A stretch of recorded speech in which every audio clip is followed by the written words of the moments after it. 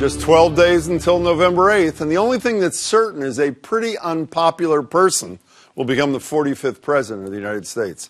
It's been quite well documented that many people are not voting for Hillary Clinton or Donald Trump. They're actually voting against one of them, choosing the lesser of two evils.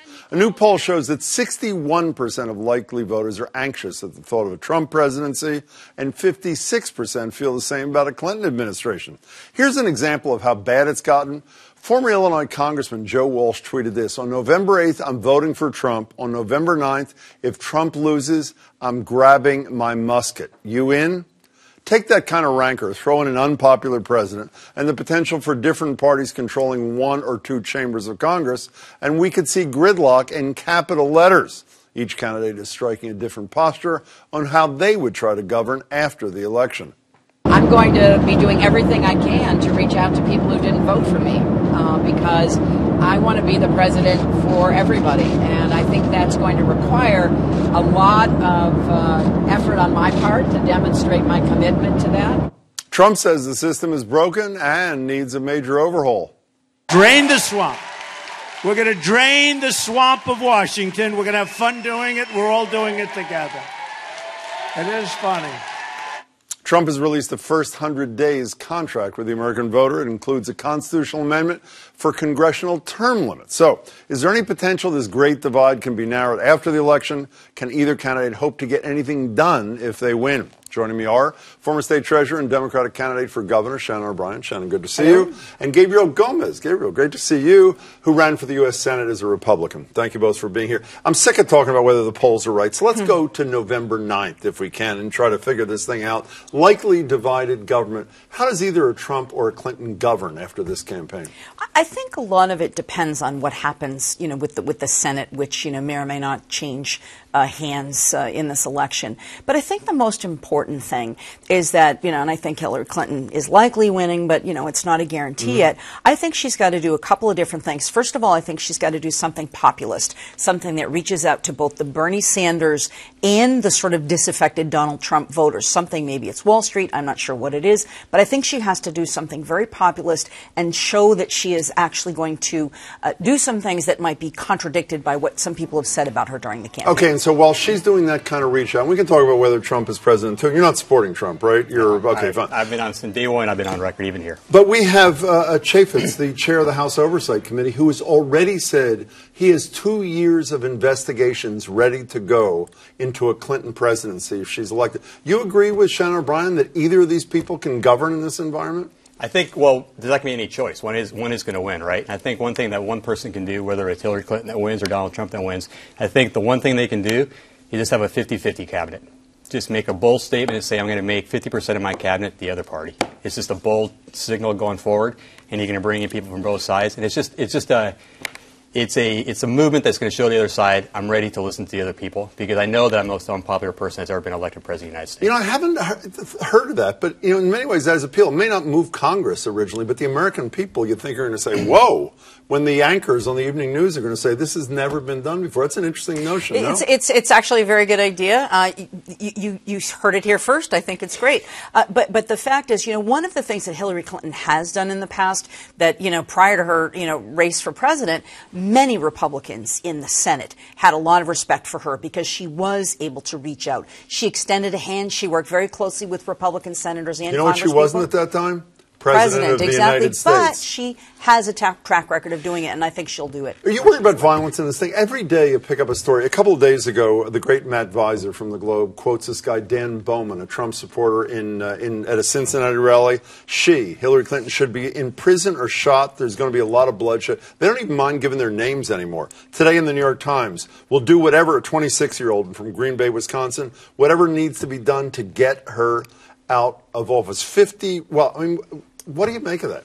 I think that's a lot of noise. I have a lot more faith in the people of the United States. I pray to God there's no violence. Whoever wins the election, whether it's Hillary Clinton or Donald Trump. So I put as much faith in that as I do in the polls right now. Is that hope or is that reality? When you say, it's one thing to say that through the years, Gabriel, my experience has been when someone makes a stupid threat like that, generally they say, you can't use my name. These people are so bold and so brazen. when you're willing to attach your name and you're threatening the future president of the United States, it seems to me there's something to worry about. Well, I think if you look back in 2008 and 2012, there was probably similar comments. They may not attach their names, but probably people are saying the same thing if Barack Obama had won or if Mitt Romney or John McCain had won. I don't remember it. Do you worry about violence? Or I absolutely do. And I do think that, there were threats made against President Obama. And it is this culture of other. It is this culture of people are not like us. Hillary Clinton, I think the fact that she's a criminal. She should be in jail. She should be in jail, line, right. and it dehumanizes her, and it makes her, a more likely target that this might happen. It's what they did to Obama when they were making him a Kenyan, not an American. And so I think that what's going to happen, one, I think she's going to have to do an awful lot of work to reach out to people, to humanize herself, to talk to the people who didn't vote to her. She and Bill Clinton are already talking about that right now, how they reach out to Trump supporters. But the Republican Party is going to have to do a lot of work to heal itself and to understand that latter how part they is move where I think forward. Donald Trump is the one who could tamp down potential violence if he loses this thing. He will not. But Hillary Clinton, I mean, what is all the animosity, the rancor directed at her is going to dissipate if she says, I want to work with the Republicans? She's been saying that in the whole campaign. It hasn't moved any of the Trump. It's equal on both sides. I don't think you can just throw it on one side. I think one thing that the president can do, whoever wins this thing too, is just make a pledge that you're not going to say anything negative about the other person for the next 4 to 8 years. I think one of the problems we had... Did you say 4 to 8 minutes, or did you say 4 to 8 years? 4 to 8 years. And I think one of the problems we had was that you saw Barack Obama, who's done a very good job in a number of things, but he's always out there blaming George W. Bush from day one. Well, he didn't have to do that. He could have taken... To quote Michelle Obama, he could have gone high when everybody else went low. Well, but even in the early days when he did that, Gabriel Gomez, there was never with the vitriol that is directed back and forth between these candidates. I want to talk about another institution, talk about delegitimization. Here's an example this, I think, represents what the problem has been with the media. Here is now the infamous exchange, or part of the exchange, between Megyn Kelly on Fox News the other night and the former Speaker of the House and Trump's surrogate, Newt Gingrich. Here's a little bit of it.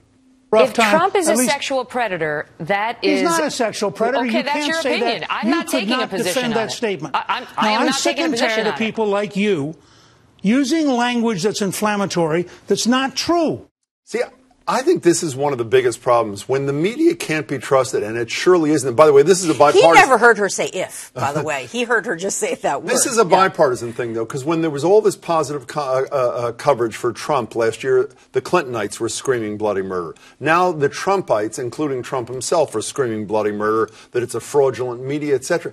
How does the media heal itself? How does that work? I think the media's got a big problem. I mean, there's a reason that they're probably the most despised institution out there. Why is that? What's the reason? Because you got the reporters out there that are being very, very partisan. The reporters, it's different if you're on a TV show and you got your own show and you can have your own views. But when you're a reporter and you're reporting the news, you should be objective. You shouldn't have your personal feelings get in the way. You may be shocked. I totally agree with him. From the moment the New York Times put lie in a headline after that birther day, even though it was a lie, what he said, everything changed in my estimation. A lot of mainstream decent reporters have essentially taken it upon themselves to ensure that Donald Trump is not the next president of the United States. That's going to stay for a while. I think that they bear some responsibility, because this was... Who's they? Trump? The media. Oh, the media. Because they did not, there were not equivalent coverages of other candidates. He was such a circus sideshow that he bragged about the fact that he got $1 billion, $2 billion, $3 billion worth of free advertising. He didn't even have to spend money on advertising. And so I think that there came a point in time where the media kind of woke up and said, maybe I do need to be a little bit more objective here. And I think it's objective when you are telling the truth. If someone tells a lie, a bald-faced lie, I think you have to call them on it. So should the press have said, when Hillary Clinton said repeatedly that James Comey said X and Y, and we knew that Comey, the head of the FBI, had said something totally different? Should the press have said I think Hillary that was Clinton a matter. lied? I will say that was a matter of nuance, and the fact it's not is a matter of nuance. They did hold her feet to the fire. They did report that. That was reported time and time again. It was reported. Lie is a pretty unusual word. Lie is a different word. We got to end it there. Shannon Okay, O'Brien, it's great to see you. Be well. Gabriel Gomez, great to see you Thank too. you. Thanks so much for your time.